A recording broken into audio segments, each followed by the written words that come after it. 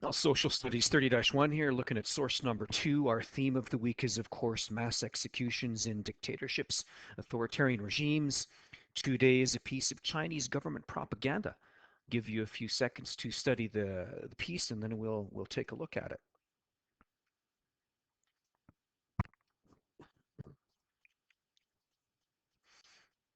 Okay, I really like this one. Just came across it the other day after I put together the lesson on China and the Cultural Revolution. So I guess take a look at what's in the foreground first. Chinese youth and a member of the Chinese military. I think it's important to point out that all of the characters in the propaganda are young, the youth. And so you're going to want to allude, of course, to China's Cultural Revolution and talk about why it is the youth being depicted. And you'll want to give a really abbreviated history of what the Cultural Revolution was and what the purpose was for. So to refresh your memory, you'd probably want to take another look at the article you were to have read a few days back on China's Cultural Revolution. It began in 1971, and all it was a method Mao Zedong was using to reaffirm his clutch on power in China. And so he basically unleashed what were known as his Red Guards, the youth of China, and they would spend the next several years, as much as 10 years, going after what is known as the Intelligista. The Intelligista is what you would consider to be the intelligent portion of your population. Those that are literate, they can read, they can write, but for sure the Intelligista would be university students, professionals, doctors, lawyers, engineers.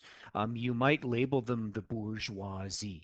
And so the quote that I've highlighted here in the text, people wearing bourgeoisie clothing were picked on. Some of them, almost well over 1.5 million, were probably massacred during the Cultural Revolution. So anyone that was a sign of the old ways, of tradition, of what the way things used to be, was a target of the Cultural Revolution.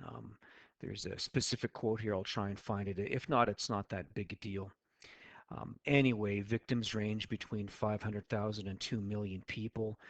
People who could read, could write, were wearing glasses, were victims of the Cultural Revolution at the hands of the Red Guard. And all it really was, it was a phony, a man-made, created civil war by Mao Zedong to divide the country and give people a common enemy, give them an internal threat, an internal scapegoat, and he's labeled that scapegoat the bourgeoisie, and he sent the Red Guard after them in a bloodletting that lasted quite some time, several years in China.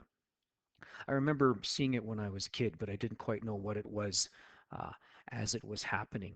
You talk about, how far it went. I would sure refer to the Little Red Book that you can see in the source. That's what um, that guard is holding. So the member of the Red Guard is holding up the Little Red Book. And if you read the article, you would know that the Little Red Book was Mao Zedong's sort of blueprint. Um, you know, Here's the way you need to live your life as a Chinese citizen. Here's what you've got to be on the lookout for. Here's what you've got to be doing to accomplish, your potential as a Chinese citizen for the country of China. The Little Red Book. I had read that well over 1 billion copies of the book had been printed, and it's one of the most widely published books in all of history. At least it claims to be, from the Zedong government. You talk about how this bloodletting, this cultural revolution ended by 1976 with the trial of what were known as the Gang of Four. Zedong eventually just blames um, the chaos on four people. It wasn't their fault, it was Zedong's fault, but this is propaganda, indoctrination at work, and they were eventually executed.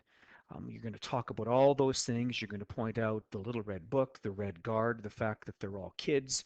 I would point out too that they're well armed. I mean, how else can they affect this bloodletting unless they are well armed? And what I think is important in the background is the red flags. The red flags they're all holding kind of all amalgamate together, and so all you really see in the background is red, which is a symbol for change. and quite often violence too. For sure, I would be pointing that out. I can't think of anything else specifically you would point out in the piece of propaganda.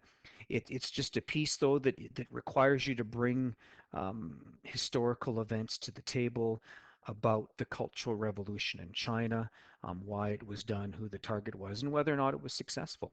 Finally, in terms of our links, I see for sure rule of law. In Zedong's, power struggle and in his search for more power, he puts himself and the Chinese Communist Party above the rule of law. And of course, when you lose that, people lose rights and freedoms. And it's important to note in your interpretation too that of the million people or more that were murdered in the Cultural Revolution for the greater good of China, most of them were guilty of nothing. They were in the wrong place at the wrong time.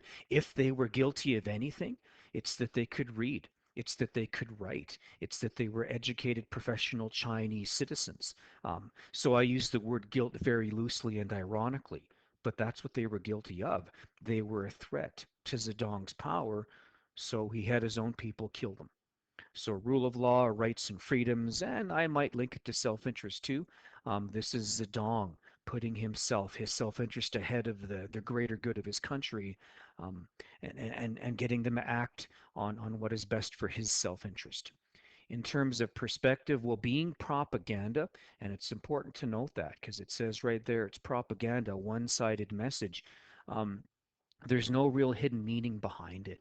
So in terms of perspective, that piece of propaganda is a full-on rejection of liberalism. There's no hidden message to it. What you see is what you get. It is a out-and-out rejection of liberalism. I would say it's coming from a fascist perspective. I know that they call themselves the Communist Party of China. They're not, because if they were communists, they'd all be equals. You wouldn't be murdering each other. It's really just fascism disguised as communism and an out-and-out rejection of liberalism. 1 year on the diploma, uh, propaganda was one of the sources. And so if kids could take a look at it and make it work, they did really well with that piece of propaganda. Okay. Hope you like that. I really enjoyed that piece today.